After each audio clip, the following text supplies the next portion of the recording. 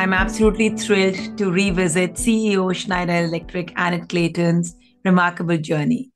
Annette has recently earned a prestigious place on Time magazine's inaugural Time 100 climate list as one of the 100 most influential leaders propelling businesses towards genuine climate action. Annette's insights and leadership lessons are timeless, and I'm really eager to delve into them with you. Many congratulations, Annette, and here goes her incredible journey. A very warm welcome to the show, Annette, and thank you for taking out time. I really value your perspectives. Thank you, Emma. Awesome. I'm going to start with sharing a fun fact with you because your journey resonated from that perspective a lot with mine. My dad actually was an entrepreneur and retired only when he turned 84 years back and started his journey as a poultry farmer. And some of my fondest childhood memories are actually from the farm. So I was wondering, it'd be lovely if you can share with us, how did growing up on a farm influence your career? Well, Emma, it's nice to meet another farm girl. And you're right. I used to call our farm the Noah's Ark farm. We had, two of everything. It wasn't a very big farm, but it definitely taught us the value of hard work, anywhere from, tending the garden to tending the livestock. The other thing that we did is, I come from a working class family, and we were always looking for ways to not only pay the bills, but to support me and my endeavors to go to college. So one of the things that my dad and I would do together is in the barn, we would take apart and fix old pickup trucks for other farmers. And, we'd buy old broken down trucks, fix them and resell them. And so I learned at an early age just the confidence of being able to do all these things. Even unfortunately, when I was a young teenager, our house caught fire and we rebuilt it as a family. My brother's 5 years younger than me, and I've seen, subsequent photos of him, carrying a single brick at a time, while my dad re-bricked the house and I mixed mortar. And so we just learned how to do everything. And I really feel that this gave me the confidence to enter into the engineering field as I started my college journey. Thank you for sharing that. So, how do you think these early years then contribute to the success in leadership you've seen now?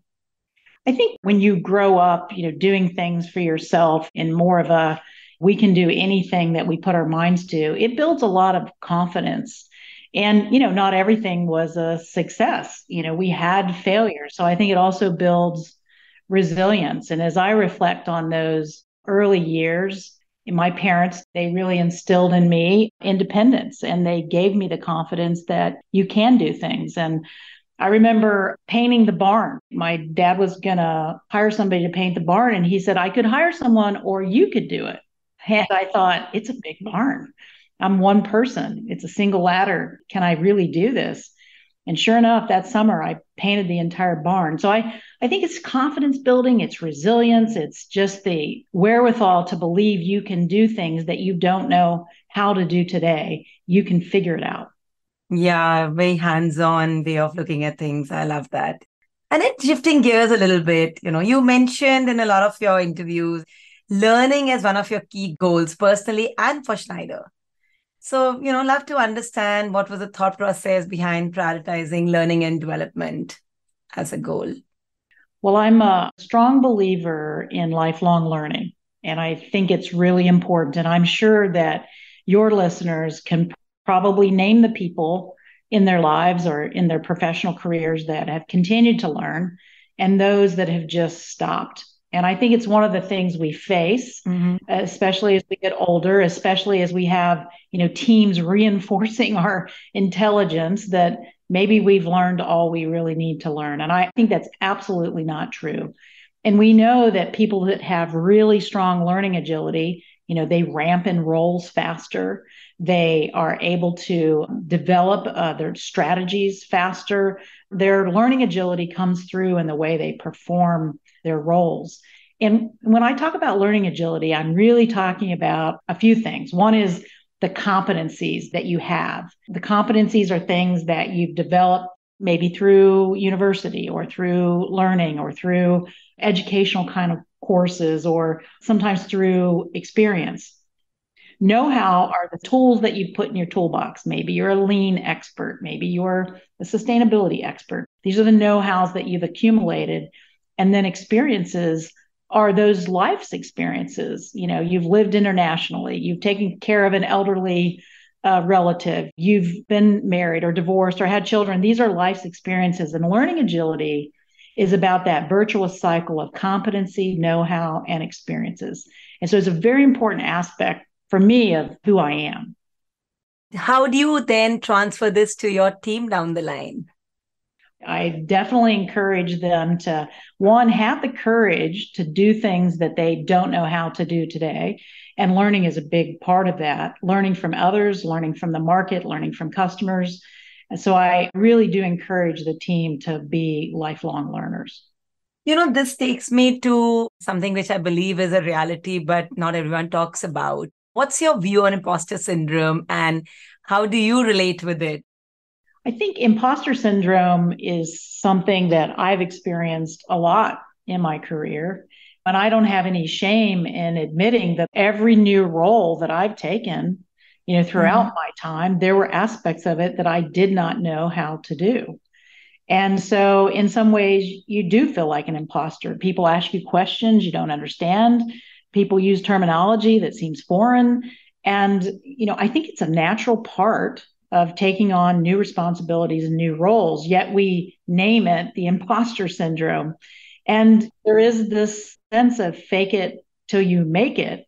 But that earlier point that we talked about around confidence and resilience and building that, it gives you the confidence to know that I may not know what to do today, but I trust myself to be able to figure it out. So yes, I've had lots of imposter syndrome and sometimes worse than others. It depends, how far away was the next assignment from the previous assignment and did I have the experience for it? And even at this point in my career, and, I've worked over 20 years in automotive, I worked, half a dozen years in technology, and now in this energy field, even today, I wonder, am I fully equipped for everything that I'm facing? But yet, it's hard to imagine someone with more perfect experience for this time of, the new energy transition than I am. So I know I'm equipped. So I just have to trust myself that I'll find the right path. So for me, the way I've gotten over imposter syndrome is trusting my instincts. Thank you for sharing that so candidly. So who were your go-to people in this journey of 20 years? Like, did you have any role models? Did you have any mentors, formal or informal? Love to understand a little bit about how did you sort of give yourself that support? I did have role models and I had also mentors. And it might surprise you that some of my most valuable mentoring experiences were actually where I was mentoring and I was being mentored at the same time. And I think that's one of the gifts that I realized probably later in my career. But, when you mentor young people, they have a different perspective on the company, on the values, on the organization. And this really helped me frame not only my language to be, more relevant to the generation that we now have in the workplace, millennials, Gen Zs, Gen Xs, but it really allowed me to think about what I was doing as a leader and it is relevant to a changing organization. And so these mentee relationships with young people have been really important. I've also had a number of peer mentor relationships, and I think they have had a lot of value in helping me understand how I'm perceived and how much influence and impact I'm having amongst my peer group and how I can adapt and adjust. And then there's, of course, the more traditional mentoring relationship. And I've had really only one female mentor in my career. It was really, really early on. And she gave me, I think, one of the better pieces of advice that I've received. She was a Black female working in a primarily male industry. And the piece of feedback that she gave me was, when you are getting a piece of feedback as you're developing professionally, you need to assume it's because you need it. And I know that sounds pretty simple, but it would be easy to assume it's because you're female or because you're a minority. But if you start from the position of I'm getting this feedback because I need it, then you never lose the opportunity to onboard it. And I think there was a lot of feedback in my career that I really needed. Some of it was probably biased, but most of it was not. And I think that that was really good advice that I got from a mentor early on.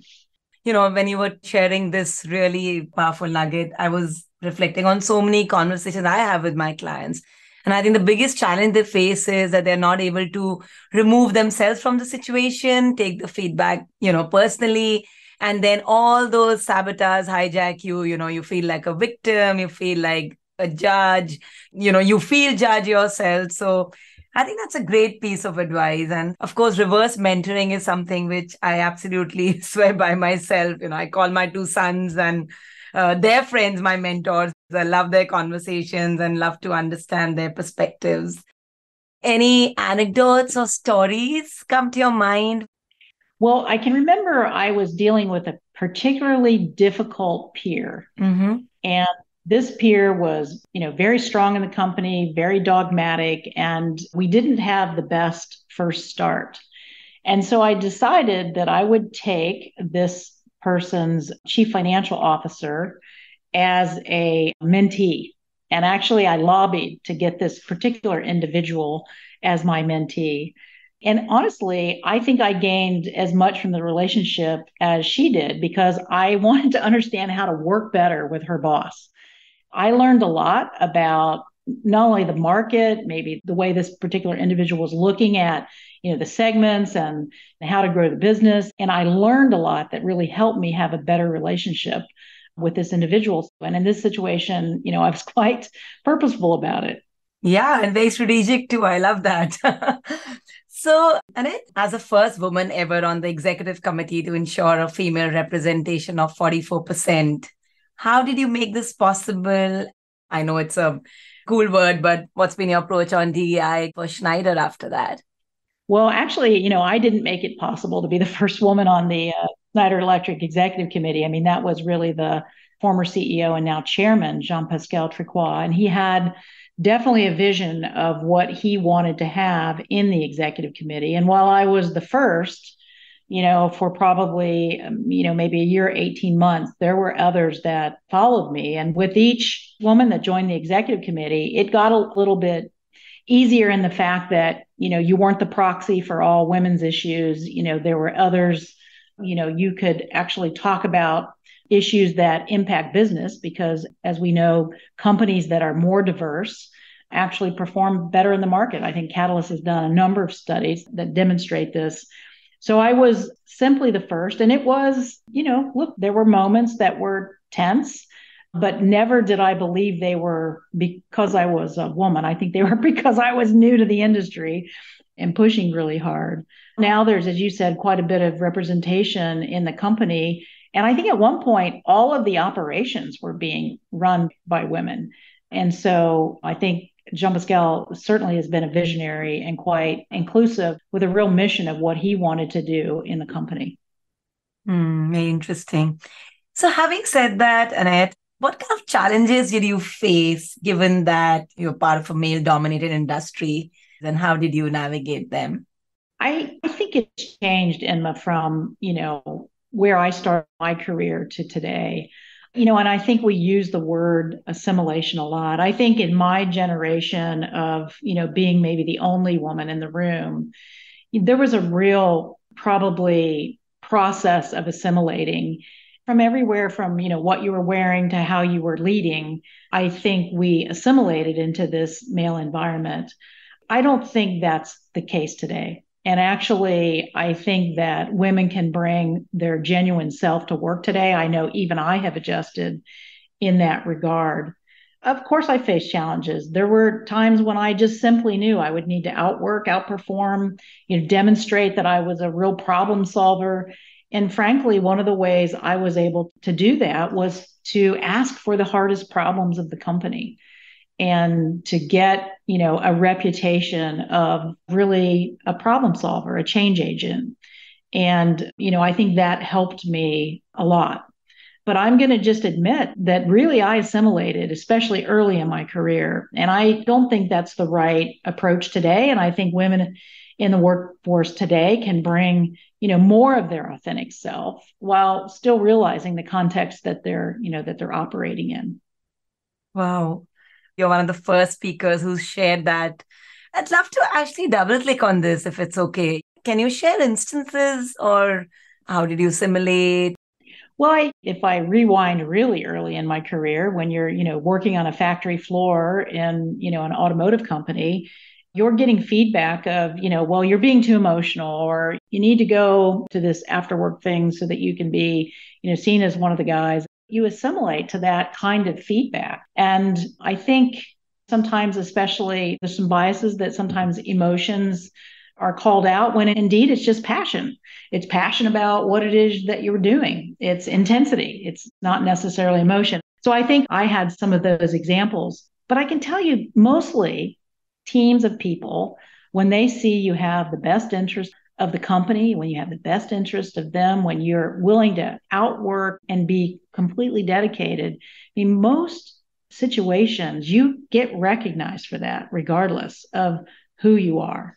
And I think for me, that's what I saw. And I know that I had some examples of probably some discrimination, but mostly I would ignore them and I would keep going, or I would assume they weren't that discrimination and I would power through. I think we see, less of that overt activity today, but, I've been in the workforce a long time, so I've seen it really progress, and I'm frankly happy about that.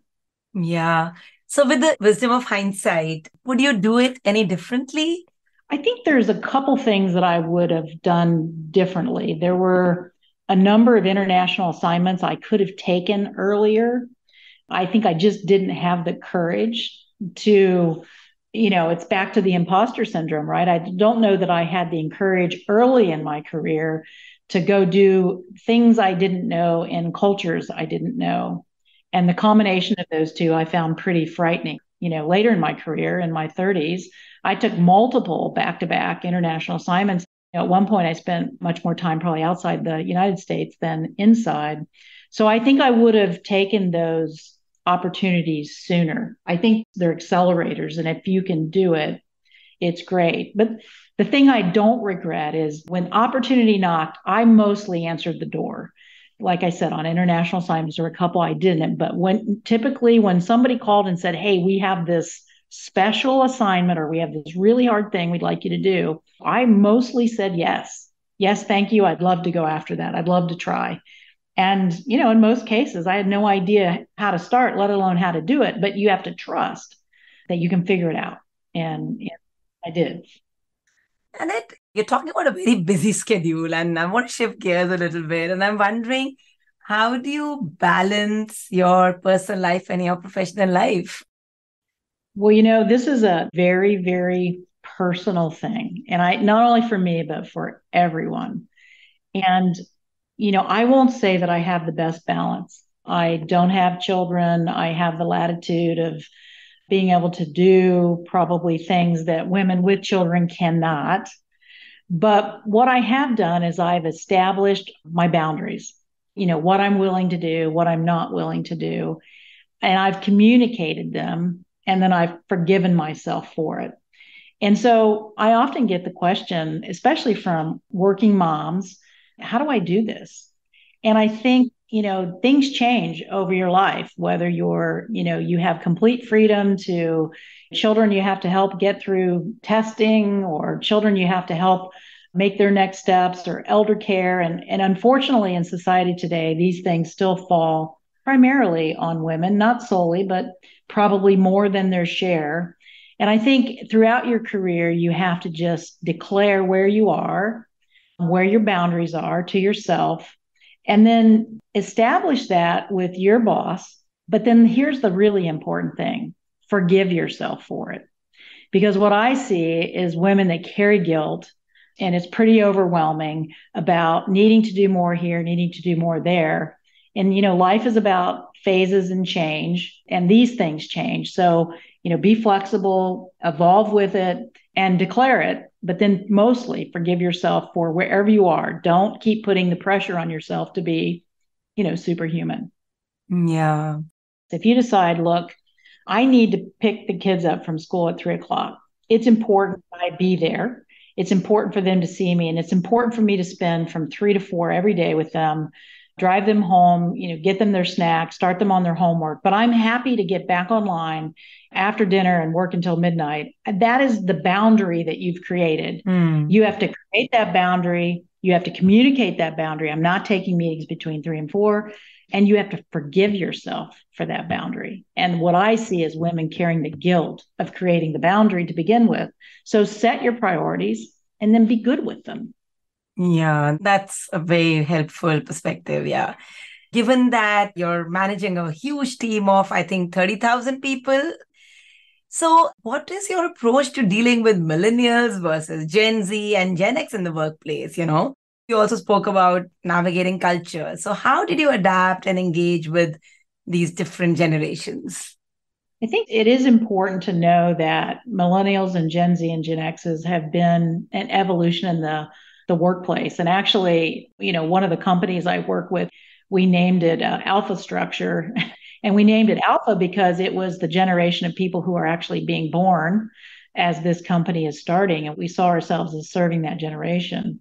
I have had to adapt here. I grew up in a very competitive household. I mean, we raced to the barn, we raced to the end of the driveway. Everything was a competition, right? Who could do it bigger, faster, eating ice cream. It didn't matter what it was. And so I'm a very, very competitive person. And, a lot of what motivates me is winning. And a lot of my language can tend to be around competition and winning. And look, that's not necessarily the motivating factor for every person. And it was actually my communications lead at the time, Venancio Figueroa, and he advised me. He said, look, there's a generation out there that really wants to hear about the purpose-driven company that Schneider Electric is. And they like to win, but they're not motivated by winning. And so I really onboarded his advice. I really onboarded his thinking, and I really did begin to change my language. It wasn't insincere at all on my part because, one of the reasons I work for Schneider is because it is such a purpose-driven company, really digital, driving electrification, that being really the formula for sustainability. And this is the core of the company. And so I needed to balance that winning spirit with the purpose-driven company. And I felt that that was one of the things that helped me engage with the generation that's entering the workforce now, where not only what they're doing, but who they're doing it for and what it means in the world is very important to them. They watch their parents work a lot, maybe even, do well, make a lot of money. But what they really want to do is they want to change the world and they want to stop things like climate change. They want to be more sustainable. They want to decarbonize their lives. And these are all core things that Schneider does. I just wasn't leveraging them enough in speaking to those generations. And does this have anything to do with feedback which you got earlier from your mentor about taking feedback and making that huge change in your narrative, if I may say so? Well, it is, but I think more importantly, and as you get more senior in an organization, one of the things you really have to do is create the psychological safety for your teams so that they feel they can give you honest feedback. And clearly, Venancio felt he could give me that feedback and then I would onboard it. But you have to create the psychological safety in your team so that they can communicate to you, what's going well and what's not going well. That's part of building a high-performing team. And I have really strong feelings about how to build a high-performing team. I mean, you have to have the obvious things, right? Common goals, common visions, collective accountability. You have to feel that you would run to help the other person, solve a problem. You have to spend time together, for sure. But maybe one of the things that high-performing teams don't do often is create that feedback loop of what's going well, what are we doing well as a team, what are you doing well as a leader, and what's not going well. And I think by creating that psychological safety, you continue to evolve and adapt as a leader, And look, you don't listen to maybe everything, but you never lose the opportunity to get the piece of advice. Yeah, and see at least maybe there's a 10% value in that entire piece of advice. And then, how do you approach hiring in your team? You've helped build the talent factory. So, what's your hiring strategy? What do you look for in talent?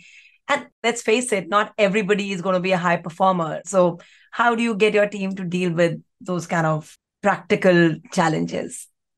I know I've asked you a lot of questions in one question. Yeah, maybe we could talk a little bit about hiring. So, if you think a second about hiring, I mean, hiring wants to look like what you want the organization to look like in the future. Right. So, if you want more diversity and inclusion in the future, then you have to hire that today because you have fallout along the way. And, one of the things we've been able to do is increase our percentage of gender and diverse hires over time. And, I'm quite proud of the organization for doing that. And you start to see it in leadership, you start to see it in our commercial sales teams. So you're hiring for your future. And I guess it's very obvious, but if you're going to continue to hire 15% women, you're never going to have 30 or 40% of your workforce as diverse, in gender. And so a lot of times you start with looking at your hiring practices. And so I think you're right to start the question there. And then we're looking for people that are aligned with our mission. Mm-hmm. If you don't want to work on sustainability or you don't think it's important to the future of the world and to future generations, you probably shouldn't come to Schneider.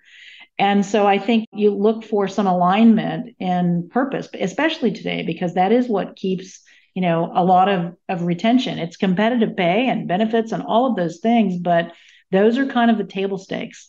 Do people really want to work on the mission?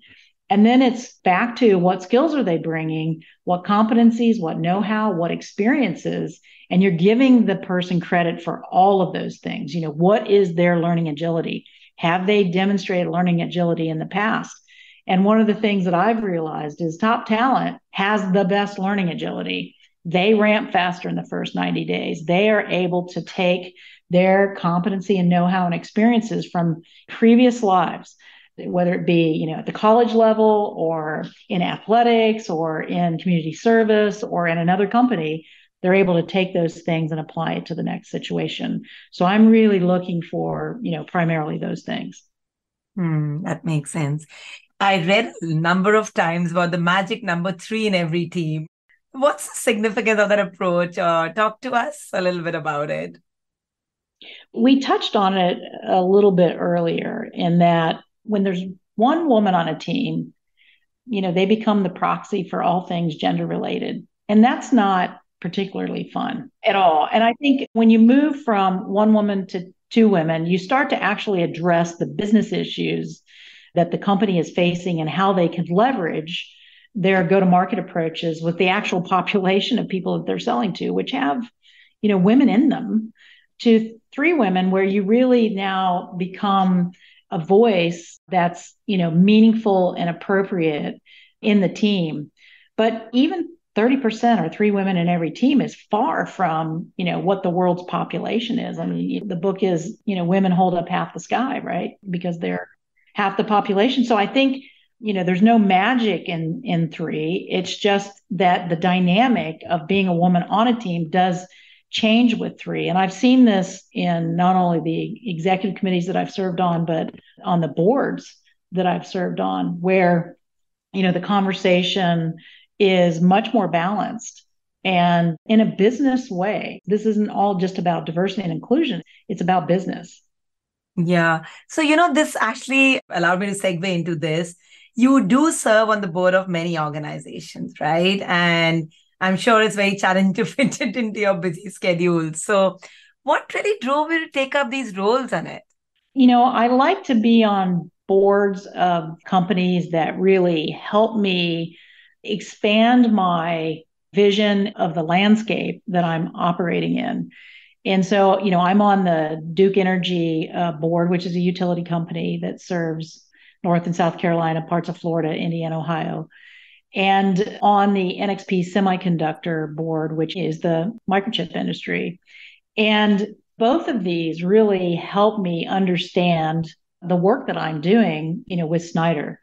So if you can imagine this new energy landscape, we've always had a generation side, the utility company that generates electricity, and Schneider operates on the demand side, so utility supply, and we work on the demand side. Understanding the supply side of this equation has really helped me in my day job learn more about the challenges, especially as we go into this world of where the supply and the demand side of that grid need to work in much more cooperation and collaboration. So it's been, really helpful for me and also helpful for Duke because I'm very close to their end user. I'm very close to their customers. I'm very close to the dynamics that are happening that are, disrupting the utility segment today. And so, I'm a helpful board member. So it's a mutual benefit. So I don't see it as a burdensome time commitment. I see it as an opportunity to learn. The same with NXP. They're obviously, the advent of electrification and automotive autonomy and all the intelligence that's being miniaturized into chips is really helping the digital acceleration. And digital plus electrification is the formula for sustainability. So the time I'm spending on NXP is also very, very helpful to me. And yet I represent an industry that they sell into. We don't make dumb devices anymore. Every device that we make, circuit breakers or logic PLCs, logic controllers, they all have intelligence. And that intelligence and that data is very, very powerful. So these boards help me, frankly. And so I look for boards that do that. Yeah, it ties into your goal of being an everlasting learner, right? That's what I was hearing when you were sharing these perspectives. Exactly. So shifting gears, any mistakes in your leadership journey or any challenging experience as you traverse this journey? When I think about mistakes, I always think about people. Were there people I underestimated? Were there people I overtaxed? Were there people that I didn't value as much or that I didn't see in the ways that I should? And so I always reflect about, where I was exactly right on people and maybe where I was not right. And I think it's allowed me to be, quite human to realize that I don't see everything and that listening to how others view people is really important. And it's one of the strengths actually of the Schneider, talent development process is we have these escalating people reviews where leaders come in and talk about their people. And, just realizing that my own perception that I might have of somebody giving me a presentation in 10 minutes doesn't define them. They're defined by their accomplishments and what their leadership is really seeing in them. And so I don't want to say I've made a lot of people mistakes, but it's one of the areas where I'm trying to be really careful to be a good listener and not be too quick to judge. Given that we're now working a lot in virtual environments, what's your view on multitasking? Because I remember, especially during COVID, I would get into meetings with clients. They're on the screen or they're off the screen, but they're trying to do three things at the same time. And I'm talking about this because we spoke about being a good listener and giving your whole self to a conversation. Yeah, I think multitasking is it's kind of rude, both in person and virtually, right? So if someone is multitasking, I tend to go silent and I wait for them to finish and restart. And I know that people have different views on that. But look, I do think the pressures post-COVID of the schedules is really intense. I think in COVID, we filled our schedules to the brim.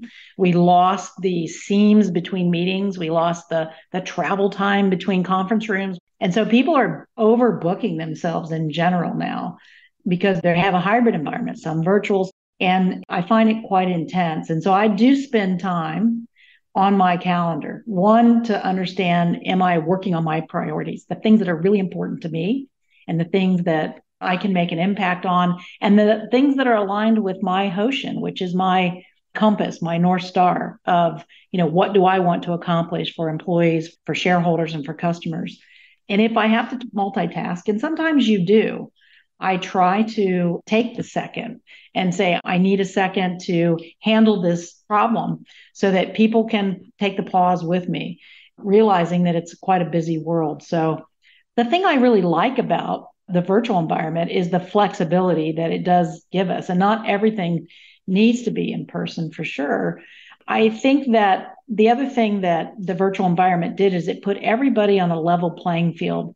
One of the worst things now is to be the virtual person in an in-person meeting because your voice is just, completely lost. So I like things to be either mostly in person, where the full team is there in person, or mostly virtual. But the hybrid, I think, is actually one of the bigger challenges. The other thing you can do is, I don't let the hour define, meeting times. Have 15-minute meetings, have 35-minute meetings. Give yourself the seams in between meetings to do the things that you need to do. So a lot of it is managing your own scheduling. Yeah. So, Annette, I came across this article in the Wall Street Journal, which was talking about the Indian economy. And the article said, what is holding back India's economic ambition? And the statistics it gave was only 24% of women in India are working or looking for work, despite the country's rapid economic growth, right? And probably some time back when I really started Atlanta Diaries, there was a McKinsey report, which also talked about the number of women in the workforce declining, and especially in the leadership space. What is your thought on that? And as a leader who really, really gives a lot of importance to talent and pipeline, what are you doing to help solve this serious problem? India is a really interesting case. And actually, at one point in my career, the executive committee of Schneider had two roles. You had kind of your primary role and a secondary role. And in my case, my primary role was I ran global supply chains. So, 250 factories, 70,000 people around the world. But my secondary role was the country president of India reported to me. So it was a good synergy. I was spending a lot of time in India because of supply chain. And, it was amazing to me that in India, we had a very progressive, Anil Chaudhry is his name. He was a very progressive Indian president who really saw the need and the value in diversity, but was suffering from having women in the workplace at the senior level. So we did some really extensive studies on what was going on. And what we found is India graduates an amazing number of technical women. I mean, it is really spectacular. They enter the workforce, they get married, they have children, and they suddenly become pressured by family and society to really now help those children, prepare for university, prepare for testing, prepare for the future. And these tests, as you'll know, are critical in defining the future of your child, what they can study, what their career will be, and the trajectory of their life. And so what we created was really a policy that allowed women to take a pretty lengthy sabbatical in order to help prepare children for exams and these testing periods. And we were able to get very experienced women back into the workplace in order to then, continue on with their career. And so it became more of pushing a pause button than it was of, sort of exiting the workforce. And this became very successful for us in India, where there's so much talent and so much opportunity, especially for technical graduates from the engineering and technical schools. So that was one way. But I think the point here is just adaptive policies. What is the situation of the country that you're in? What is the culture, and how can you create, policies and opportunities that help you keep women in the workforce, but still adaptive to the challenges that they face in life? And it caused us in Schneider to take a broader look at the term sabbatical and to give people breaks and pauses when they needed it, due to life's many challenges. And what I'm hearing again is that, the flexibility and the sort of intent to adapt to changing situations. And that's very helpful. And as we approach the end of the conversation, since Atlanta Diaries is a place where inspiring women leaders learn and unlearn their definitions of success. Love to hear your parting thoughts for these leaders as they transition into larger roles. I think, one of the things I've realized is to be a little more forgiving of myself. I can oftentimes be my worst critic. And I think as I've matured in my own career, I really think about how I want to spend my time and what I want to spend it on. One of my favorite quotes is, "Be the change you want to see in the world," by Mahatma Gandhi. And the reason I like that one is because I am working now on ways to really drive a more decarbonized, more sustainable, more electric future. And I feel it's important for my great nieces and nephews, for the next generation. And it is how I want to spend my time. We spend a lot of hours at work. We spend a lot of hours with our colleagues. And I think I want to do things that I love, that I have passion for, because I think it makes the difference in how you show up every day.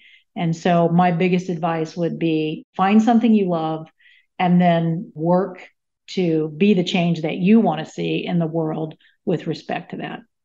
That was amazing and very helpful. Thank you, Enma. Thanks for what you're doing with these podcasts, because I'm sure that they're impacting the women leaders of the future. And so thank you for your dedication to the topic.